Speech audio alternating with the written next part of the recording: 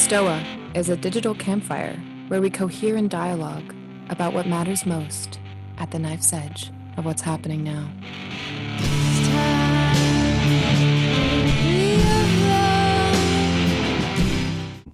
More people will be trickling in. So welcome to the Stoa. I'm Peter Lindbergh, the steward of the Stoa. And the Stoa is a place for us to cohere and dialogue about what matters most at the knife's edge of this very moment. And today we have Bayo Akomolafe. Bayo is a lecturer, speaker, author, father, from what I see, an all-around awesome guy. And people have been recommending Bayo to come on the Stoa since the Stoa first started, really about 5 months ago.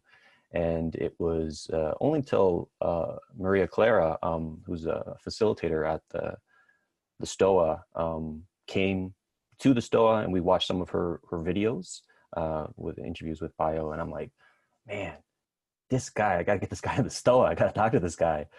He has such a, as you'll soon see, he has such a way with words. So that being said, I emailed Bayo and said, hey, would you like to come on the podcast or this communal podcast that we have here at the Stoa? He was excited to do so. I said, is there anything you want to talk about? And he just dropped this poetic title. I'm like, okay, done. And this is what he said to me in the email. I thought we could discuss the weirdness of these times, the archetypal longings for answers as we face unprecedented series of upheavals and challenges to settle our epistemologies, and the promise in the figure of the fugitive. So done. I'm excited to have this conversation. So how it's going to go, Bayo and I will chat back and forth. If you have any questions, just start dropping them in the chat box right now. And then if you haven't been here before, I call on you, you unmute yourself, ask your question. If you don't want to be on YouTube, this will eventually go on YouTube. Just indicate that in the chats, and I will read it on your behalf. So that being said, I will allow Bayo to unmute himself. And how's it going, my friend? Hello. Brothers and sisters, how are you guys doing? Peter, thank you for inviting me here. Thank you. It's good to be here. It's a pleasure to have you. So now, am I supposed to start my stuff?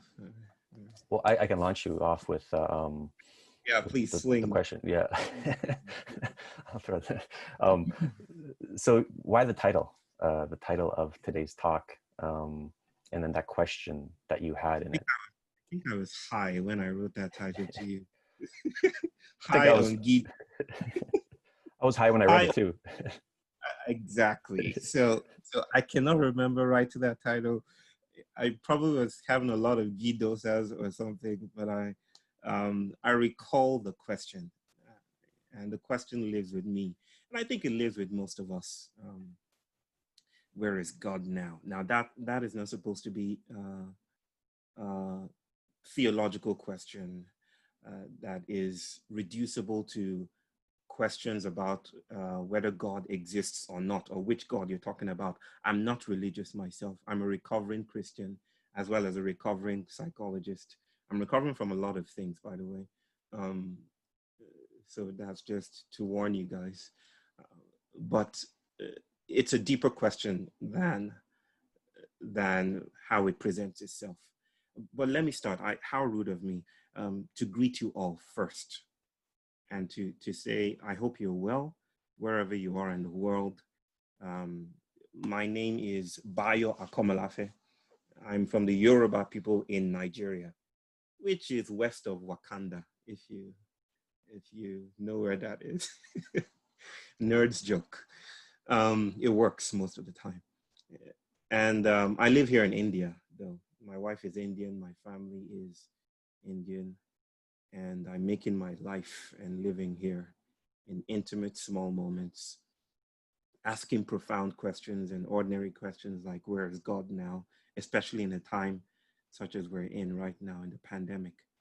But brother, to answer that question, and I don't think I can even pretend to answer it,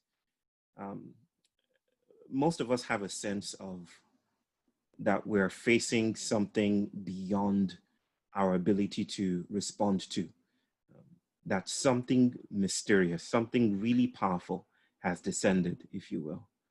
And that to even suppose that we can answer it with a vaccine, or we can dismiss it with a new policy or a mask or something, is to proliferate the anthropocentricity, the idea that we are at the center of the universe, we're in charge of things.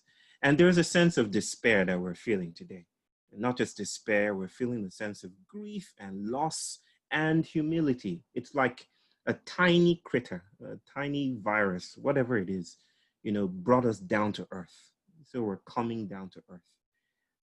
And we're in a place where we're in maybe small doses, we're being defeated. And that is a beautiful gift, to be defeated over and over again. But I saw this just by way of lengthening this conversation.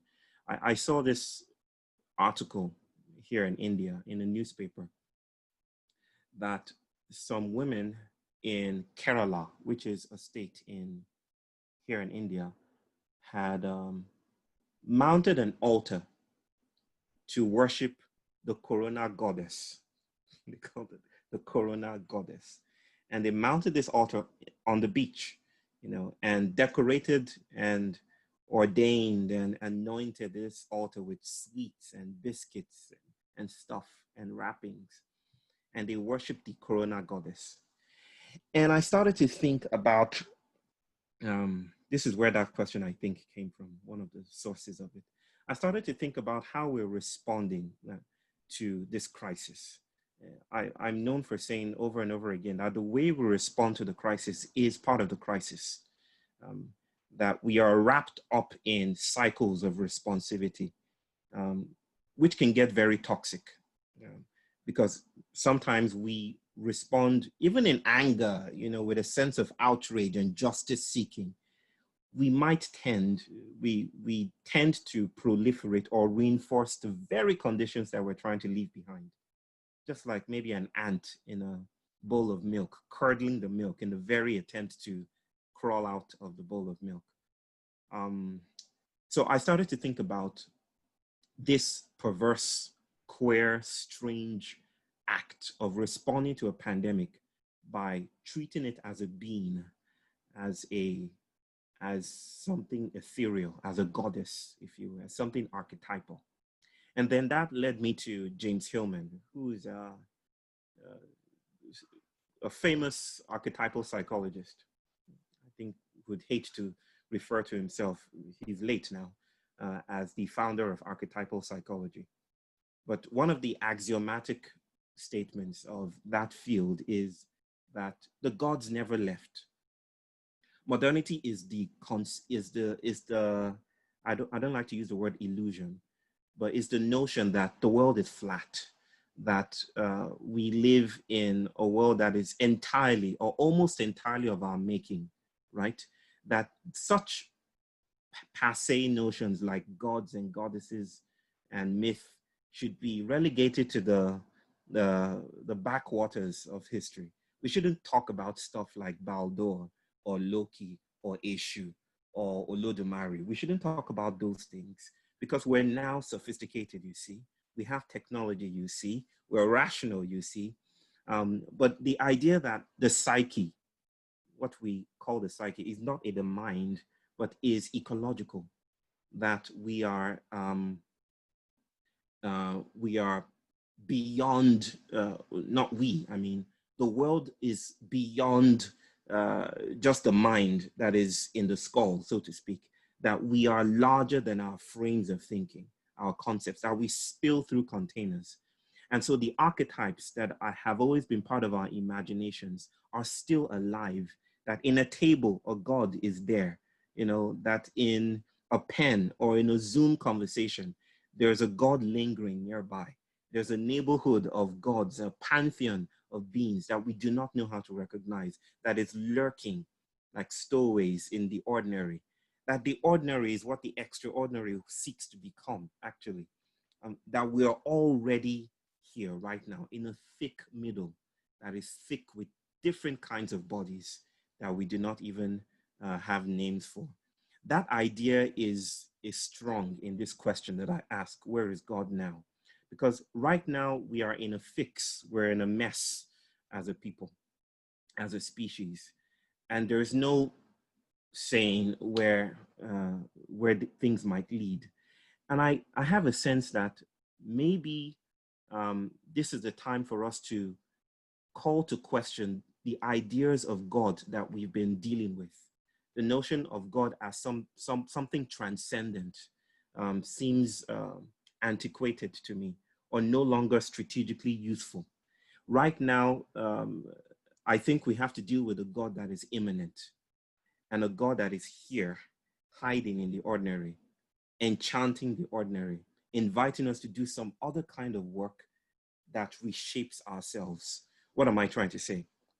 I frame this conversation as an exploration of Theo-Politics. Now, that might seem crazy to some people. Theology is something apart from politics. Politics is down to earth. Theology is a consideration of beings that have beards that look like Gandalf or something that is outside of our bubbles of, interaction. And yet, when I think of a Theopolitics, and I don't know that I've seen that word used before, I just matched it together. Like I said, I was high.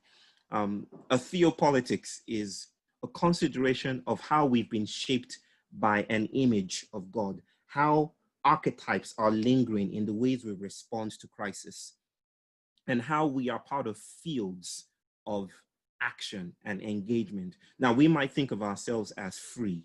Liberal humanism is this idea that we are free, that we make choices here, that we decide the course we should take. All that we want is political will and resources.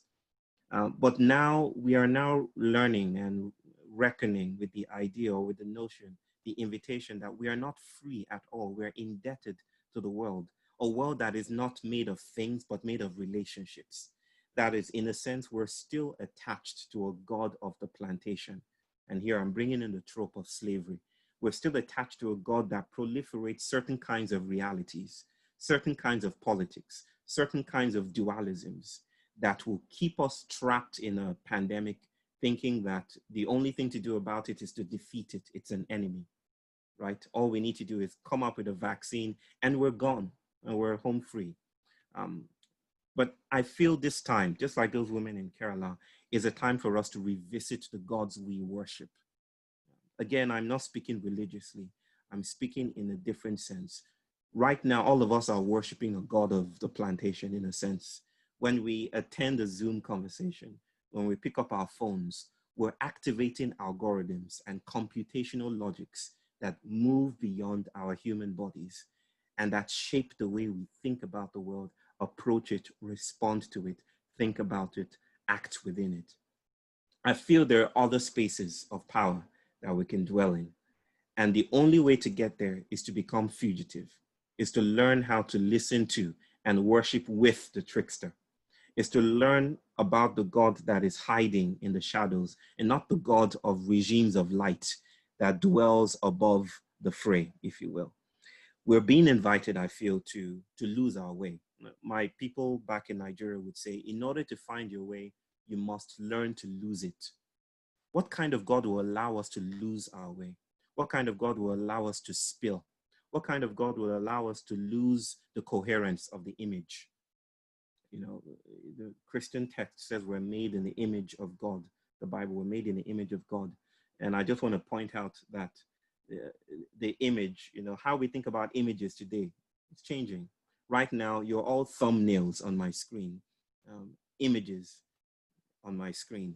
However, we now know that images are not just photographic artifacts or items that represent an objective reality.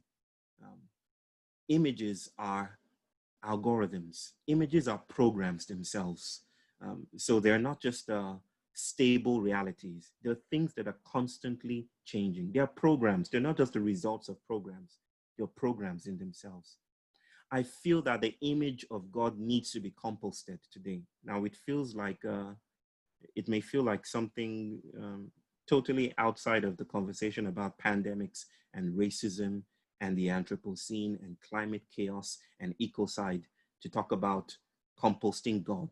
But I feel maybe that's what we need to be doing today, moving outside of the intelligible, finding the spaces of not knowing, dwelling in the places of wounds and cracks in our bodies, and noticing that that's where we need to change. That's where we need to shape shift. It's the trickster's call that beckons, that we need to heed right now. The trickster invites us to move outside of the plantation that proliferates the familiar. The trickster invites us to fall apart so that we can be made in different ways. I'm exploring this, and I want to stop here. I'm exploring this in terms of the idea of making sanctuary, in the terms of losing our flesh and becoming different kinds of composed flesh, if you will. But let's hold it there for now.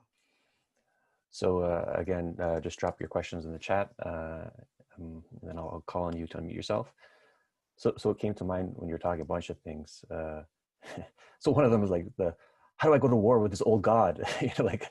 Then like rally the armor, the weapons, and all that type of stuff.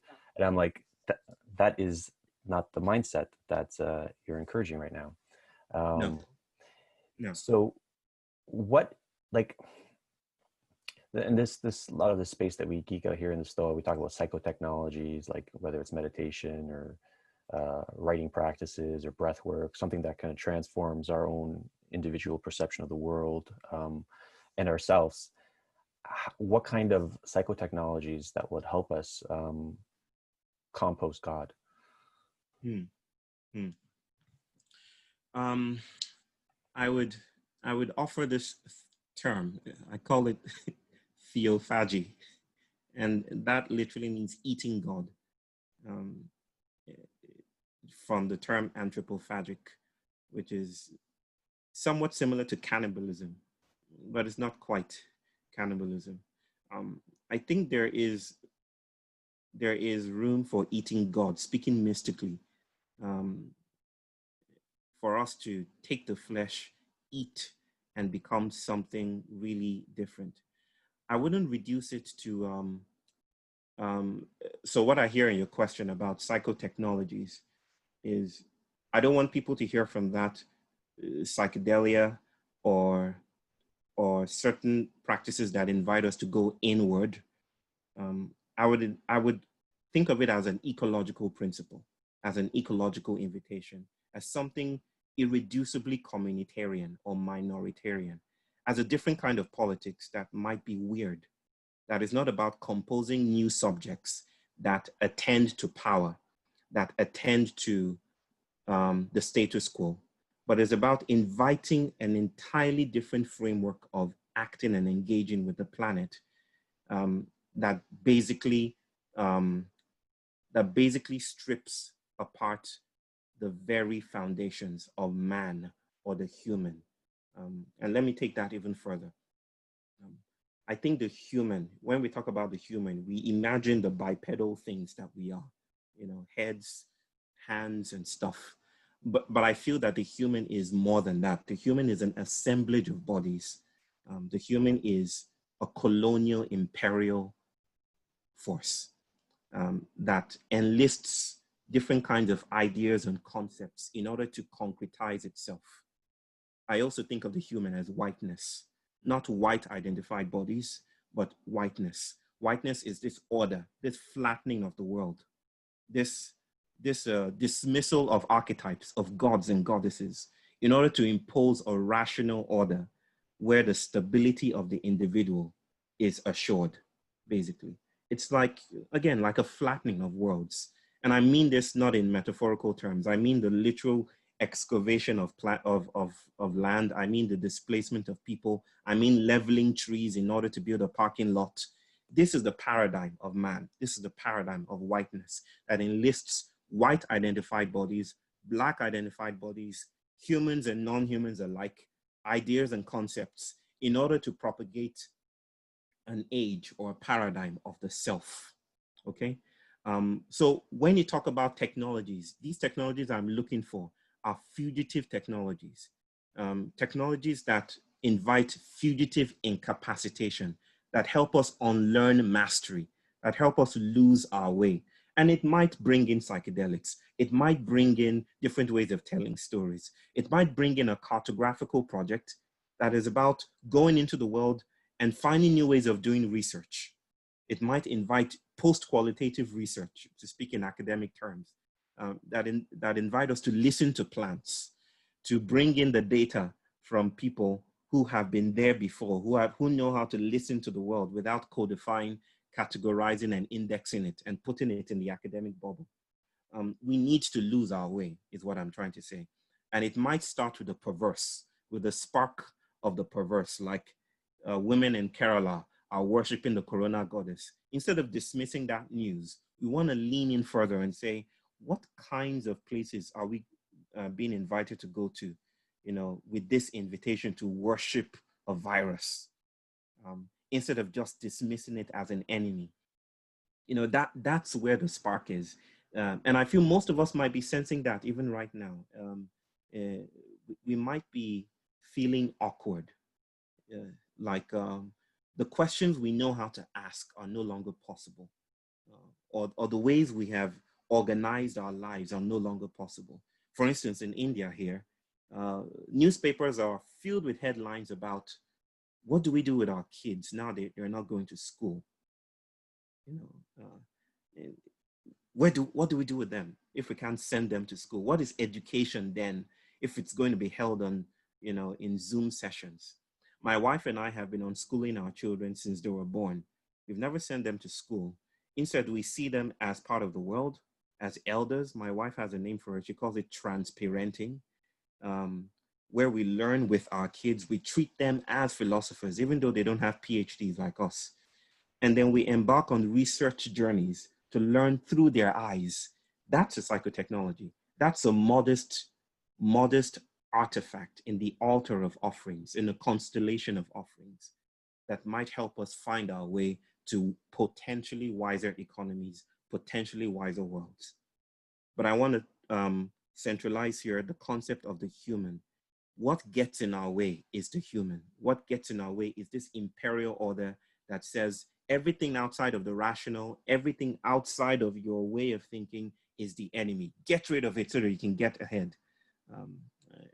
Yeah, that's the trouble, right? And a lot of these meta-modern integral spaces, they talk about yes ending, like you yes end a previous paradigm or take the best out of it. Like before we become like complete fugitives, is there anything we can learn or gain from the old gods? I like that. So we don't want to absolutize stuff, right? And say that, and let me put it this way, that I've been saying, for instance, that even whiteness is not evil. Many writers would speak about getting rid of whiteness and dismantling it. Well, I want to dismantle it. I want a situation where many kinds of bodies can thrive.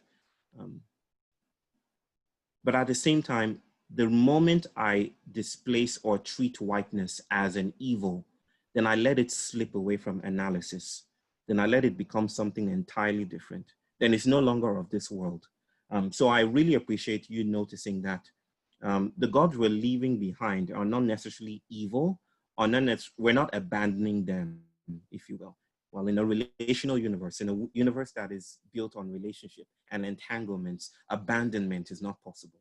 I describe myself as a recovering Christian, but even then, I haven't abandoned things that are still living with me and in me, right? So we don't want to absolutize a different kind of politics, a politics that invites us to become animal, to become invisible. We don't want to say that this replaces this. We don't want to say that this is a progress narrative that displaces the dinosaur kind of thinking that we're leaving behind. What kinds of lessons can we learn about the old gods? I don't know for now, brother. All I can say is maybe we can learn lessons. And it's just holding that space of learning from the old gods is just as vital to me as knowing the questions themselves. Beautiful. Yeah. So let's turn to some questions. Oliver Okay. King, you had a question, if you can unmute yourself. Hey, Peter. Hey, Bayo.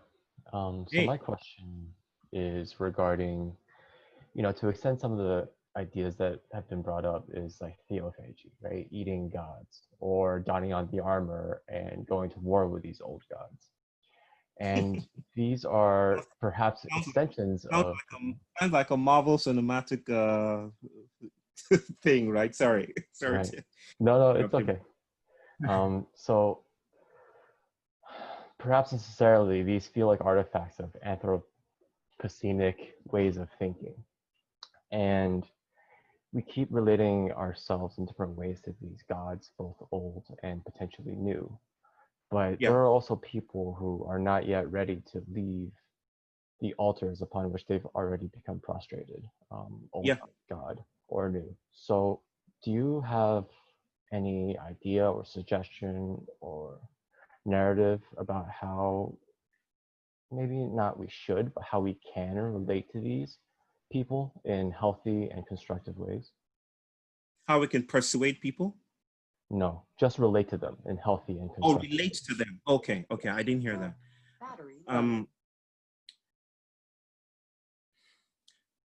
I'm not in the business of and I know this is not what you asked. I'm not in the business of evangelizing. Like, the world is too complex, too promiscuous to be reduced to any one way of thinking about it. So I'm very, very hesitant to impose one way of thinking about things. I only invite here an ethology, an ethics, not morality here. Morality is transcendent. Speaking about ethics as immanent, I am alive to different ways of behaving with the world around us. And it will not appeal to people it will not land with everyone everywhere the same way, right? And I'm fine with that.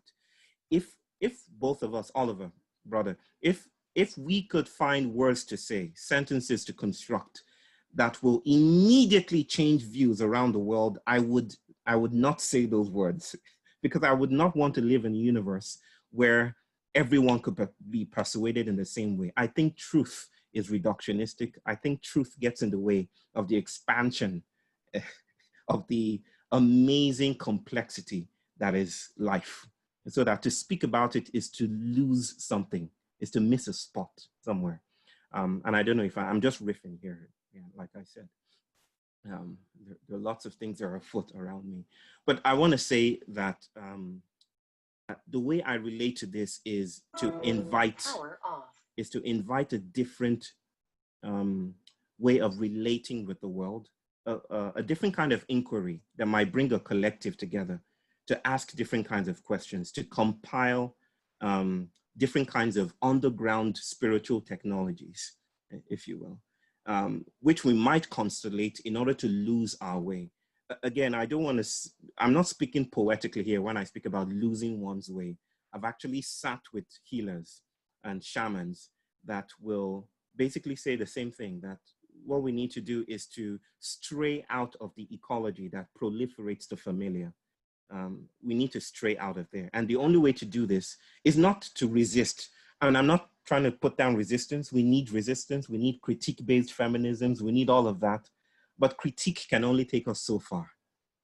We need other places of power, other wises. And not everyone will find their way there. It's not the next, brother. This is not the next beautiful world. This is not a manifesto. This is not utopian. This is not some kind of Aquarian age stuff I'm talking about. I'm just speaking about the modest openings, the fugitive cracks in the bubble of thinking that might open up, and where we might find a way of being alive with the world. This is really historical stuff here. Do you know anything about Brazil and the quilombolas and the favelas?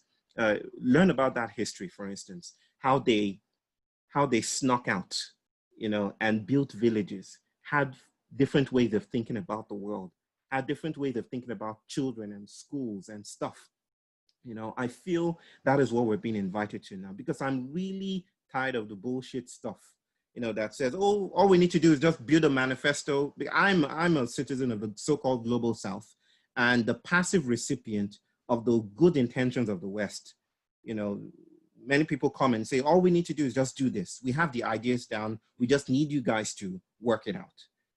And we end up repeating it, just reinforcing the same things we're trying to leave behind. So what do you do when you're stuck in a cycle of repeatability? My suggestion is we need to fall apart. We can find new ways of grieving together. And I'm not just talking about crying together. We can treat grief as activism.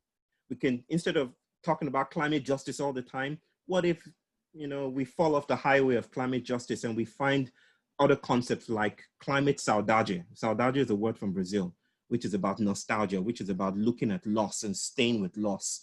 Where are the places of power in hopelessness? So solutions will not always get us there. In fact, there are hidden costs to solutions that we need to stay with. And maybe my invitation there is, I call it post-activism. What you do at the end of a world is not to try to build a new one immediately. Is to try to know the one you're in right now, to stay with the alienness of it and to listen to it. And I think we're in an alien world right now with the pandemic, with George Floyd, with the Anthropocene. We're in an alien world, unlike anything we've been in before. It's an advent, and now we need to do the work of falling apart.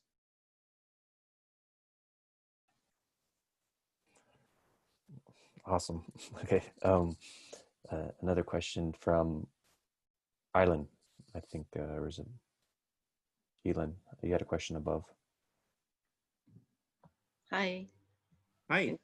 Hi, Bayo. Saw you last year in Victoria. So good to be in conversation. Oh, pleased to meet you again, sister. Yeah. So I love that term you use around composting. I was working at a farm the other day and we built a huge compost. It actually looked like a burial mound when it was done. And just how nothing gets wasted in that process. But what I was wondering as we sort of consider all that we've been living with that maybe now we want to discard, what belongs on the compost heap, what actually we just want to burn and put in the garbage, and what goes on the altar. And I'm almost like, is that an experiment we do? Like, how do I approach, if I put that politician that just I find so much frustration and concern around, like, what if I put them on the altar instead of right to the refuse? So I just say our approach of the problems we seem to be facing, how to kind of know, or is it all just we're in a big experiment and we're trying new things? Right. Thank you, sister. What if the compost heap is the altar? And what if it's not us, it's not us in charge of decorating this altar. The altar is alive in its own right. It is assembling its worshipers, if you will. It's religiously heavy language. I know worshipers worship, but I titled this Theopolitics. So what do you know? What do you do? And my sense here is here's a story from the Bible. I feel like this is church, where Jacob is running from his brother. He's usurped the birthright of his elder brother Esau, and Esau is hot on his tail. And Jacob is known as a trickster. He's a con man. He's just sleazed his way through stuff. And so he finds himself in a place of desperation, in this wilderness place, and he doesn't know where to go. He's sent his large family, the entourage, to a different part of the country. And he's really like, yeah, I don't know what to do. My brother is going to kill me for the sin I committed all those years ago. And things get strange. He's sleeping in the middle of the night. Some guy just stands on top of him and starts to beat him up. And they start to wrestle. If you guys don't, I'm looking at faces. If you guys don't know this story, you're all going to hell. You're all going to hell. You haven't been going to church. I kid. And this, they just start wrestling. And he realizes in the middle of the struggle that he's fighting God. He's fighting God himself. And then he says, you know, dude, I'm not sure he said dude, but he like, I'm not going to let you go until you bless me. I'm not going to let you go until you bless me. And God proceeds to bless him.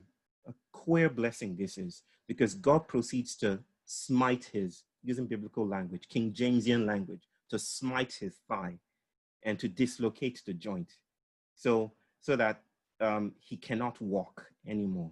And then God renames him, says, your name shall no longer be Jacob, you shall now be called Israel. And I've always wondered why a blessing would be a punch to the body, like a wound to the body. And maybe that's the consideration here. The opening is the wound. The place where we are defeated is the invitation. That's the IV, that's the RSVP there. It's like the world reminds us in poetic, in archetypal, in philosophical, in spiritual, in social ways to trace out the tentacularities of our bodies again and again, that we're not as coherent, intelligible, articulate as we think we are, as our politics presupposes we are, whether it's identity politics or Trumpian politics, that we're not as articulate or as coherent or as intelligible. We're unwieldy, we're diffracted. And so small opportunities come, openings come that allow us to touch our bodies, to trace. One very real sense that is happening is ancestral DNA tests, as capitalist as that might sound. But yes, even right there in that really capitalist enterprise is the opening that maybe identity is something more perverse than the boxes we tick when we fill census forms. That black is not coherently black, that white is already lingering, you know, with the not white, and that we're mixed up and we're messed up, you know, in ways that our politics does not know how to deal with. So I feel this is an opportunity. You might call it a portal, you might call it an opportunity, you might call it an opening in the sky, a crack in the ground, a rupture in place of a rapture. But there is the invitation, and it's not us in charge. We can only sniff it out. We can use historical figures of the slave ship. You know, I spoke about the slave ship when we met in Victoria, of the slave ship as a model. You know, those souls that were in those slave ship gave us an aesthetic, a cultural aesthetic or tool or technology, what my brother here is calling a psychotechnology, of using fugitive ways of creatively responding to oppression. You know, they found ways of using grief to hold their gods. And those gods have now multiplied in the so-called New World, in Brazil, in Cuba, in Jamaica, in hip hop, in Washington, DC, for you guys who are living in that area, the phallic structure, I don't know what it's called, you know, that phallic structure in the DC monument, what's it called? The Washington thing there is actually stolen, pilfered from ancient Kemet, which is the old name for Egypt, which is also a manifestation of a Yoruba god called Eshu. This guy right here, Eshu. So that when you mount those altars and you think they're to the gods of rationality, the fugitives have already snuck in. The immigrant deities are hiding right there in the White House. And we don't know how to deal with that. So in times when rationality falls open, when our ways of making sense, our collective sense making a paradigm, you know, is broken, then we have an invitation. And then the compost heap calls those, and I'm not talking about some kind of elite class, but it brings to the wounded close, and then they become beacons, further invitation for further brokenness, you know, a different kind of politics that might proliferate. Sorry, I'm going on and on. Any follow-up there? No, that's plenty to just try and absorb. Compost. Thank you. Yeah. Nicholas Benjamin, you had a question. Thank you, Peter, and thank you, Bayo. This is one of the most flexible ontological models that I've come across, and rich in its just coming out of nowhere and exploding all ways of seeing. And I'm so excited to have discovered your work. It's the ghee dosa that I took, the ghee dosa, the highness.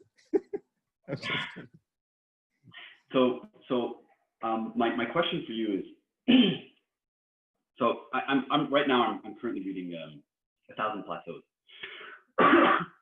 by Deleuze and Guattari. It's like instruction manual for seeing the world in a different way.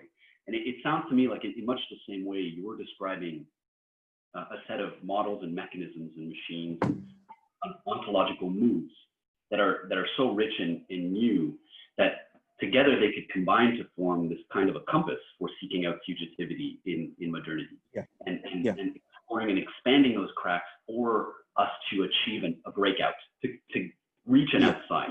It's almost like an accelerationist move, but not in the right acceleration to it. So my question is, it also sounds like you were asking us to revere defeatism. To what? Revere defeatism. Being defeated. Yeah, being defeated. Yeah, and I worry that ask is dead in the water for anybody who has skin in the game of the current. And so I'm also worried that your lens will die on the hill of critique, as so many other anti-hegemonic moves have done. Yeah. And so in what way can this be deployed? And in what way can we do the ontological bridge work to generate allies faster than we alienate future allies? Right. Thank you, brother. I didn't get everything you said. I'm having problems with my sound. I'm sure you can hear me well. But I try and respond to what I think I heard, and correct me if you can put it in the chat. Maybe I'll just, okay. I'm having some problems with my sound. What I heard is something that, that you think it's dead in the water to seek defeat, something like that, that a politics that is premised on defeat may not be appealing to allies and potential allies. Okay, good, awesome, great. 3 Chinese curses I curse you with, my brother. It's apocryphal, meaning, of course, that no one that I know can verify the historical accuracy of these words I'm about to share with you.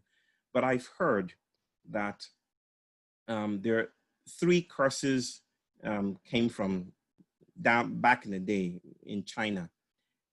The first one, and it increases in potency as you go down the line. The first one is, may you live in interesting times.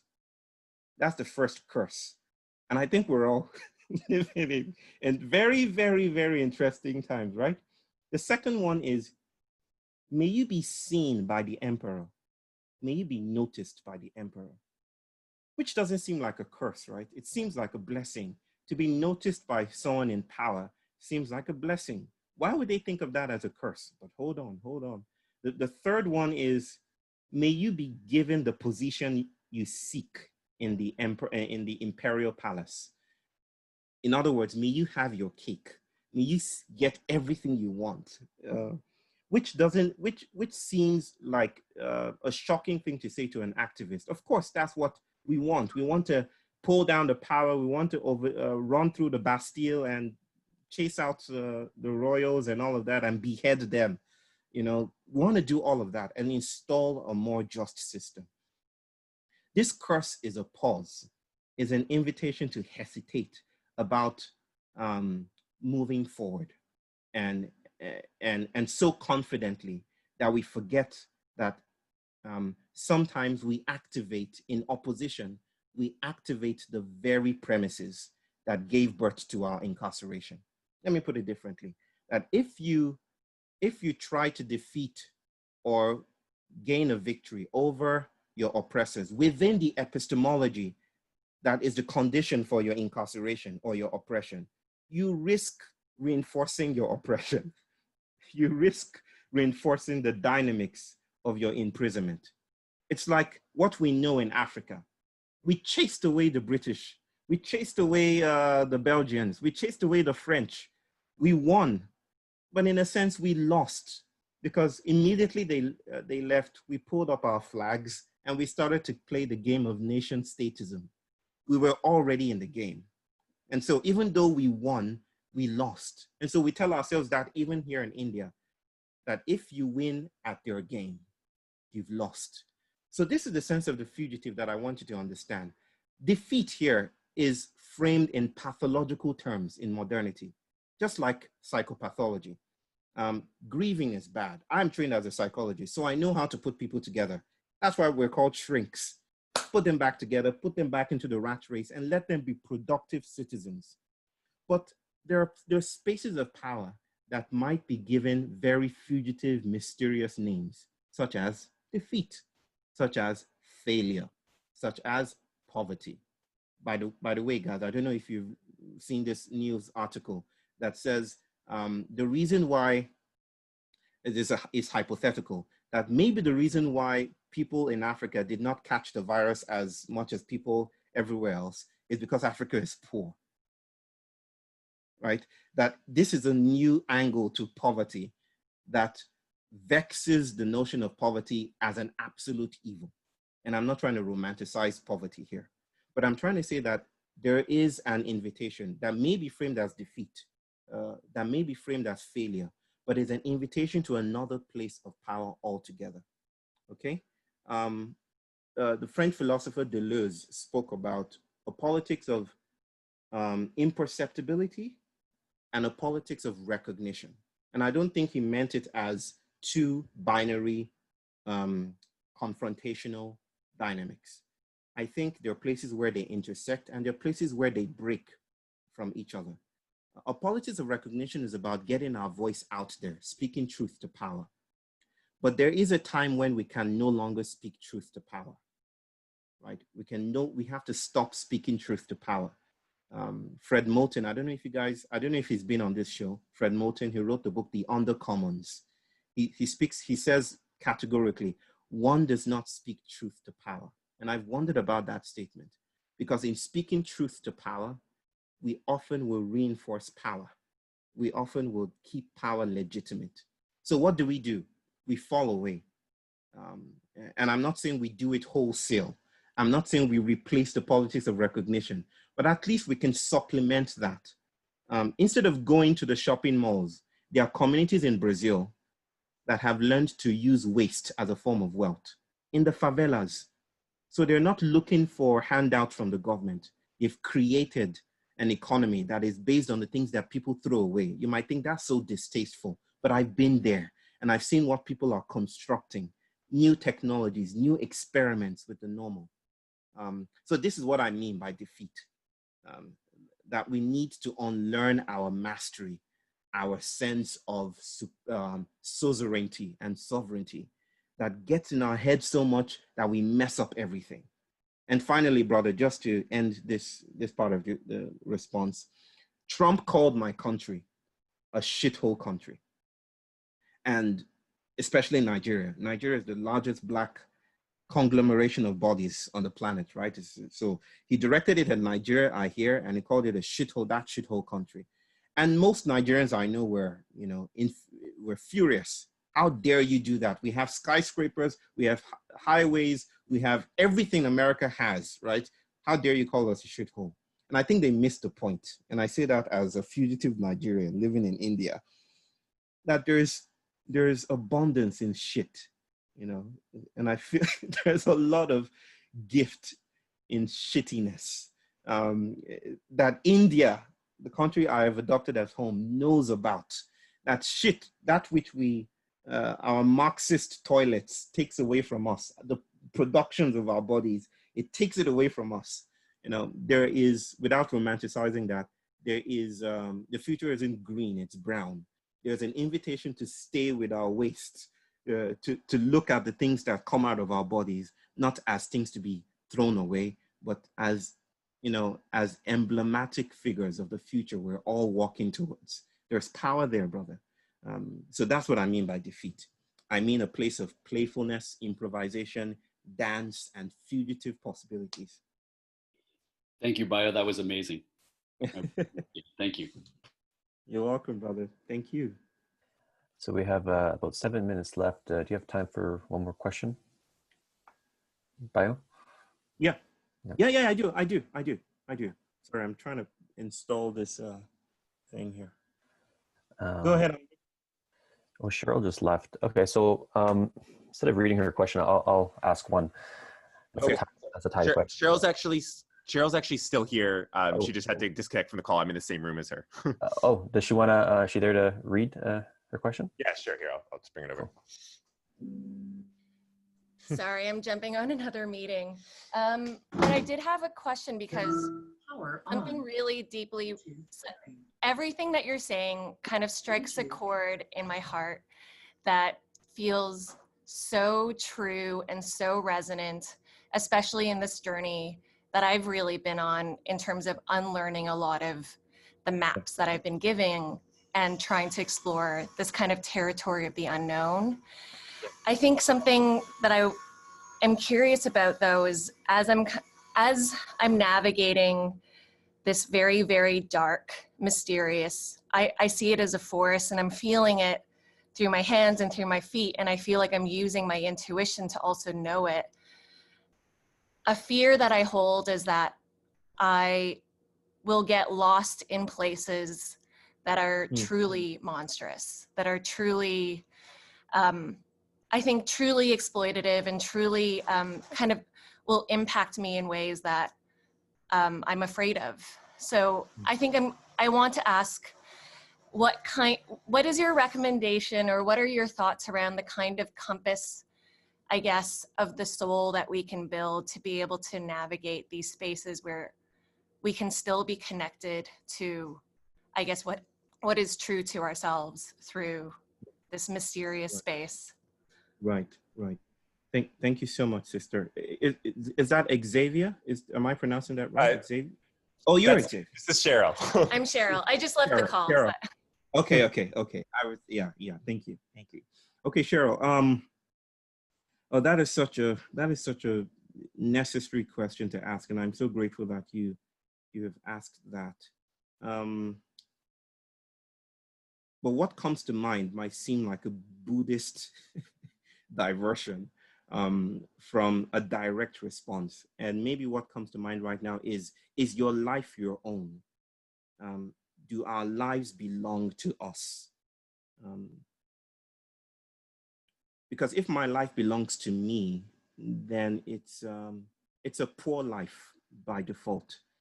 It's poor because there's not much I can do with it. I like to think of myself, my life, if I could speak of it in very contractual terms or property ownership terms. I like to think of it as intergenerational, that my failure belongs to many kinds of bodies, not just human bodies, but non-human bodies. I'm an animist at heart, a neo-materialist. So my body is not mine. It belongs to a parliament of beings and voices and possibilities.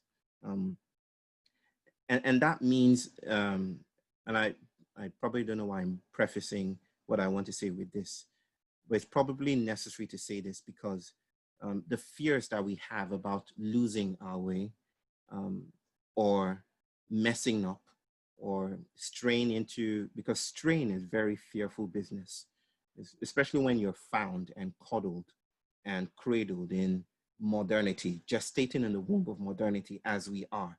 The invitation to become lost is frightening. And even I, speaking this to you, I don't know how that looks like every time. right?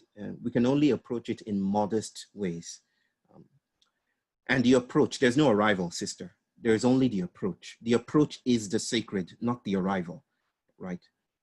So maybe the reason why I'm saying this is a bit of that fear might be alchemized into curiosity or even joy when we realize that our failure is also part of how the world materializes, how the universe materializes.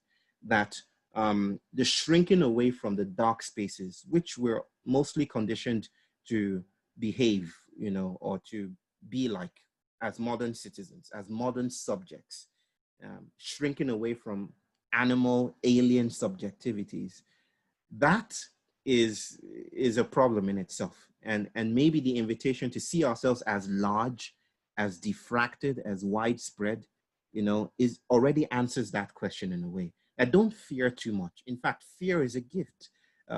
Treat the fear as an offering. Treat it in the company of others. Find ways of listening to elders, those who have gone before. Those who know how to meet monsters, you know, find them and listen to them. If you find them, great, that's a gift. You know, those who know how to listen to mountains and listen to plants. You know, we think of power and justice today as majoritarian, bringing people from the hall, the belly of the slave ship, to the upper deck. I think of justice in terms of going to the hall, you know, going to those places that are deemed dark and messy and sweltering and horrible, and that there is a gift there in staying there. So what I would say, and if I were in a different kind of conversation with you, I might frame things differently, but because we're in company of others, I would just say that find the others, find those who might guide you to meet those beasts, right? And they might teach you. I sense that the teachers of today might teach you, the teachers that are arising in these pandemic George Floydian moments might teach you that don't fear those monsters so much, you know, don't run away from them. Stay still in front of them, because their agency and gift to you is to remodel you, is to remember you in terms of reconfiguring your body, is to prepare you and compost you for new kinds of worlds. That even your failure, the impossibility of arriving is a gift to others that you may never be able to see or name. So please find them, and they will also find you. I think we're seeking each other right now. It's not just left up to you, sister. We're finding each other. Ancestors are, you know, coming to the surface again. Like I say all the time, when worlds end, ancestors show up. You know, when worlds end, ghosts show up. Ghosts are all over the place, if you will. I think they're seeking us, and they will teach you what to do. Because I don't know how to respond to the specificities of your question. I feel there's something lingering there. But as you dwell in that space, they will find you. Okay? Yeah. Thank you so much. And you are one of those teachers for me, so thank you. Thank you, sister. Thank you. Thank you. That's a beautiful note to end on. Any final words for us before we officially close out today? Anytime I say this, my wife rolls her eyes. Or my colleagues roll their eye because I say too much, but I'm going to say it again. The times are urgent. Let us slow down. The times are urgent. Let us slow down. The times are urgent. Let us slow down. I do not mean doing yoga in the office. I do not mean taking a holiday. I'm talking about slowing down to listen, slowing down to notice the other temporalities that are intersecting or intersecting the temporality of progress, of moving forward. You know, they're blocking our path. And the place where the obstacle is where the treasure is. So let us sit around the treasure. Let us sit around the obstacle. Let us treat the rupture in the ground as a classroom. And maybe by being there, we might become different. Ashe. Amen. So in a moment, I'll do some closing announcements. But Bayo, thank you so much for coming, my friend. That was very beautiful. I'm just filled with excitement, energy, thumos. So thank you so much for visiting the Stoa today. Thank you. Thank you very much. Thank you. Am I to go now? Exit left?